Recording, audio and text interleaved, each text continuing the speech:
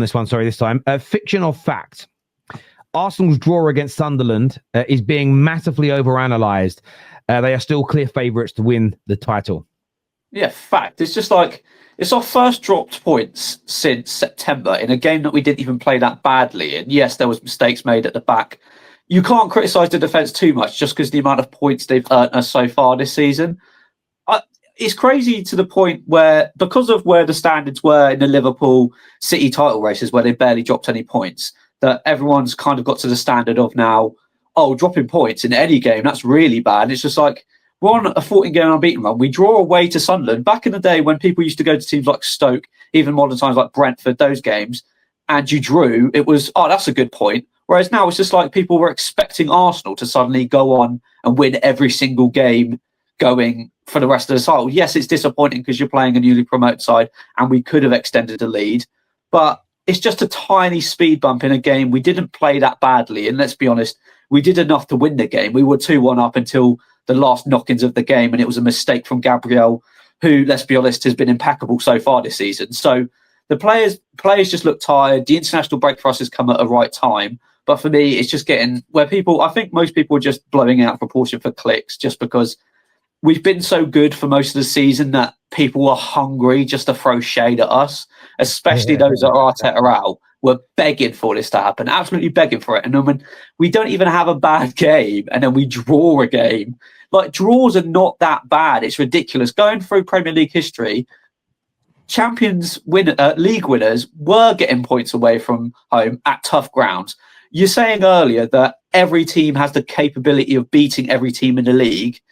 It's ludicrous when people are basically throwing shade at us like we've just been battered for a draw.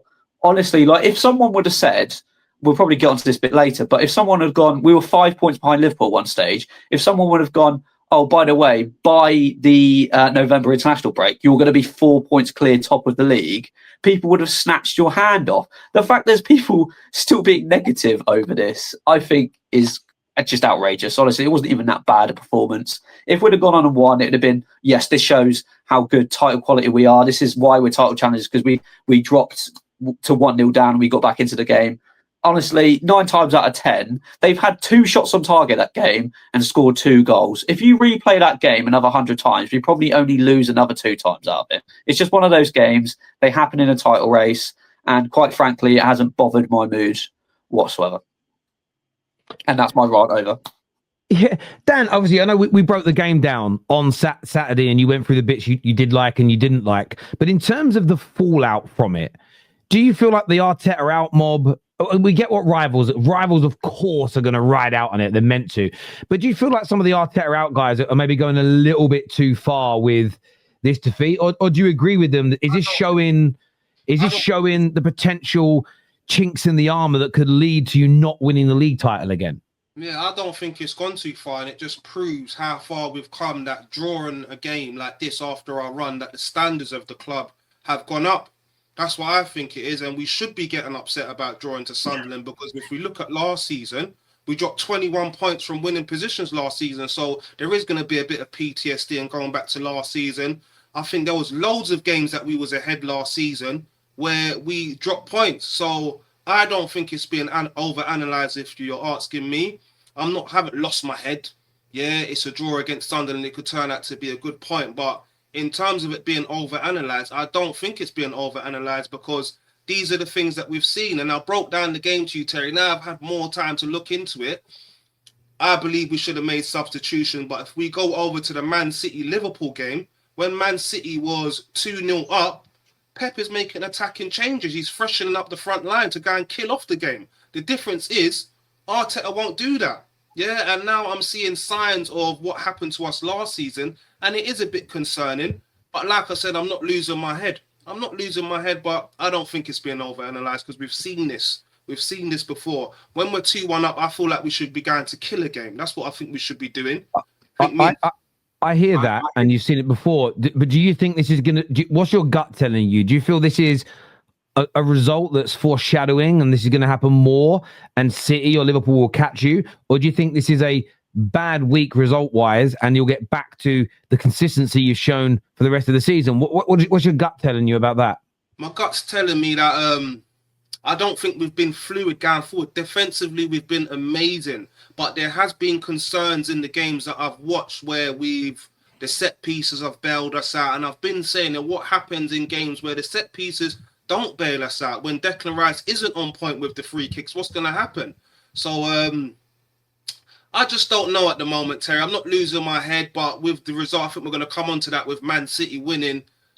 There is something to be worried about. And the Arsenal fans that was just getting carried away saying we're going to walk the league, it's over, we're only going to concede 10 goals. This is just a start reminder for you guys that it's not over and it's a long old season. The saving grace for us Arsenal fans is Tottenham next at home. So I'm going for 3 points there and we'll be back to our best after that. So yeah, that's the positive thing. Oh, how do you see this, David? Because there is, of course, you've got the agenda. There's two groups of agenda-driven Arsenal fans to me. The ones who nothing's ever wrong, no criticism should ever be given out, and then others who, like, I actually felt quite happy for some of the Arteta outers this week because I've watched some of them in the last few weeks who have been clucking online. They needed a break. You ever seen them? I know that the modern day word you youngsters use is nitties, but you ever seen those? It's probably a kind of word. You ever seen them like on the stairs of the town hall in the middle of the town, like scratching themselves, talking to themselves? That's what they reminded me of. They didn't know what to do with themselves. I watched this one guy I follow. Right, he's a really cool guy. He hates Arteta. I was watching him try and do like positive. He said, "This is how mad it's got with agenda-driven like fans." I was watching him talk positively about his club when they were winning. He looked miserable. I watched his match reaction. It was just on TikTok, right? I watched his match reaction, and he had a fucking smile on his face. I was like, honestly, social media has warped. I think this. To say you were right seems to be trumping what people want to happen at their clubs. But aside from the anomalies, right, what do you make of it? Do you think Arsenal fans should be overanalyzing this, going in on their team, raising the standards, as that young Chelsea fan said the other day? Or do you think it's drop points, but there's not much to worry about? How do you see it? I said it when we drew with when we lost to Sunderland, and everyone was like, "Oh, it's over, life's done," and it's just like, guys, like, it is just one game. And especially to have that reaction when you're top of the table, and even if you were to lose your next game, you're still top of the table, to me is mental. Like, there is, for me, right now, there is no title race, because title race is like later on in the season when there's actually pressure. Right now, you guys are just trying to put yourself in the best position for that race that happens later, if there is going to be a race.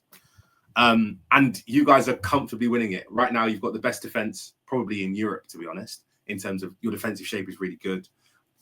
You don't concede many goals, you don't concede many chances. So even conceding 2 goals is like rare for Arsenal.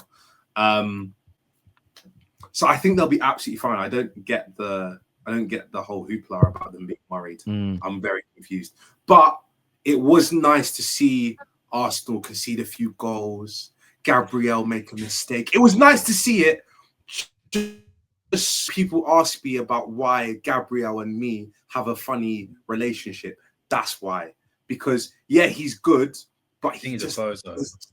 There's just, I'm telling you, that gene, no matter how good you get, because I've seen bozo moments, you know, because I've seen Rudiger. Rudiger was class for us. He still had the moments. They don't go away. It's just embedded in you. It don't leave. Okay. Yeah, but everyone's focusing on Gabriel, but Raya is part of the problem as well. I think it's a bit harsh. Raya's a bozo himself, but Raya the thing he's the best goalkeeper in the league, Dave. The one thing that Arsenal have got away with, and to be fair, some of them haven't even been in the Premier League. But it's like, I've seen Raya do dumb things. You just haven't been punished for it. Like, I distinctly remember against Atletico Madrid, him literally passing the ball to Atletico when he was in the corner and they didn't score a goal. So it's not like he is without his faults. And every team has their own faults. I just think right now, Arsenal are the best team at covering up the mistakes their teams make. And which is fair though, because the thing is that teams always make mistakes. I don't remember each individual game, but when Man United went, people forget 14 games on the bounce without conceding a goal. It's ridiculous. I think when Raya in the league, when Raya conceded that goal, it was like 450 something minutes since they conceded. And today, I think it was DR Sports put the Premier League record that Van der Sar holds, it's 1,400 minutes. Like, he'd have to do 1,000 more minutes to have broken the record. It was ridiculous how long it was.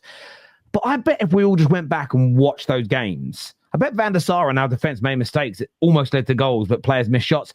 It's just normal. Does that make... And again, I think the overanalyzing comes from people forgetting what really goes on in football. The Donnarumma debates I've had with Don and with Staffy.